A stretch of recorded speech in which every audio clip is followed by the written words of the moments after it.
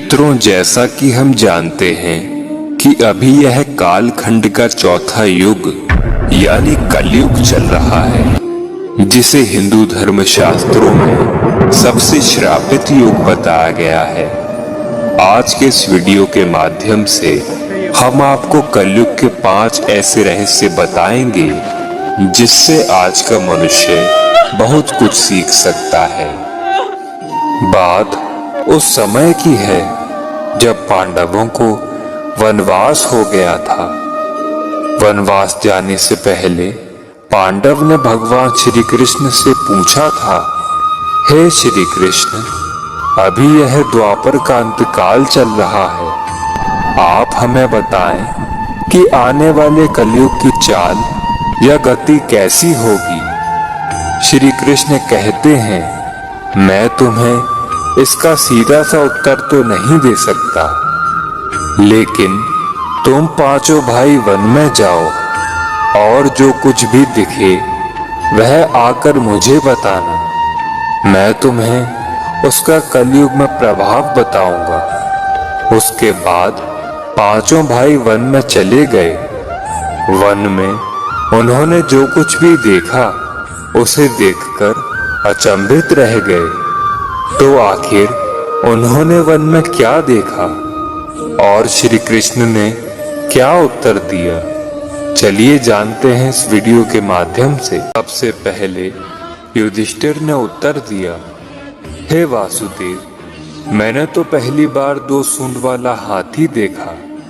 यह मेरे लिए तो बहुत आश्चर्यजनक था।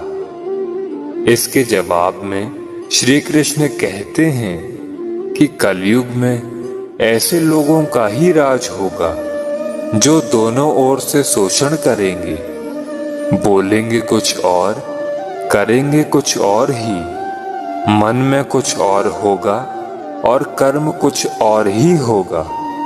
ऐसे ही लोगों का कलयुग में राज होगा। तुम कलयुग आने से पहले तक राज कर लो। युधिष्ठिर के बाद अर्जुन ने कहा कि मैंने जो देखा वह तो इससे भी ज्यादा आश्चर्यजनक था। मैंने देखा कि एक पक्षी के पंखों पर वेद लिखे हुए हैं, लेकिन वह पक्षी मुर्दे का मांस खा रहा था। श्री कृष्ण अर्जुन को उत्तर देते हुए कहते हैं, कलयुग में ऐसे ही लोग रहेंगे जो बड़े ज्ञानी और ध्यानी कहलाएंगे। वह ज्ञान की चर्चा तो करेंगे, लेकिन उनका आचरण राक्षसी होगा। वह बड़े पंडित और विद्वान कहलाएंगे, किंतु वह यह देखते रहेंगे कि कौन सा मनुष्य कब मेरे और हमारे नाम से संपत्ति कर जाए। अर्जुन के सवाल के जवाब के बाद भीम अपना अनुभव सुनाते हुए कहते हैं कि एक गाय अपने बछड़े को इतना चाटती है कि वह बछड़ा खून से लहूलुहान हो जाता है। तब श्री कृष्ण कहते हैं कि कलयुग का मनुष्य शिशुपाल हो जाएगा। कलयुग में माँ की अपने बच्चे के लिए ममता इतनी ज्यादा बढ़ जाएगी कि उन्हें अपने विकास का अवसर ही नहीं मिलेगा। मोह माया में ही घर बर्बाद हो जाएंगे। भीम के बाद सहदेव ने पूछा, हे श्री कृष्ण, मैंने देखा कि 5-7 बड़े कुएं के बीच एक गहरा कुआं बिल्कुल खाली है, जबकि ऐसा संभव नहीं हो सकता। फिर श्री कृष्ण उत्तर देते हैं, कलयुग में लोग लड़के लड़की के विवाह में, मकान के उत्सवों में, छोटे बड़े उत्सवों में लाखों रुपए खर्च कर देंगे, परंतु पड़ोस में यदि कोई भूखा प्यासा मर रहा होगा तो यह नहीं देखेंगे कि उसका पेट भरा है या नहीं भरा है। उनका अपना ही सगा भूख से मर जाएगा और वह देखते रह जाएंगे। कहने का तात्पर्य यह है कि कलयुग में अन्न भंडार तो होंगे, परंतु लोग भूख से मर जाएंगे।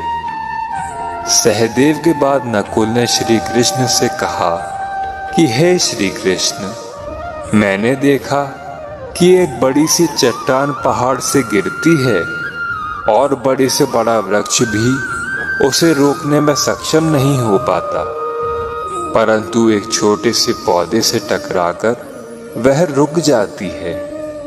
आखिर ऐसा कैसे हुआ? तब श्री कृष्ण कहते हैं कि कलयुग में मनुष्य की बुद्धि क्षीण हो जाएगी और उसका जीवन पतन हो जाएगा। उस पतन को धन और बड़े से बड़े सत्ता रूपी वृक्ष भी रोकने में सक्षम नहीं होंगे, किंतु हरि नाम का छोटा सा शब्द बोलने से मनुष्य जीवन का पतन रुक जाएगा। अतः कलयुग में हरि नाम ही मोक्ष का एकमात्र मार्ग होगा। आशा करता हूँ कि आपको हमारी यह वीडियो पसंद आई होगी।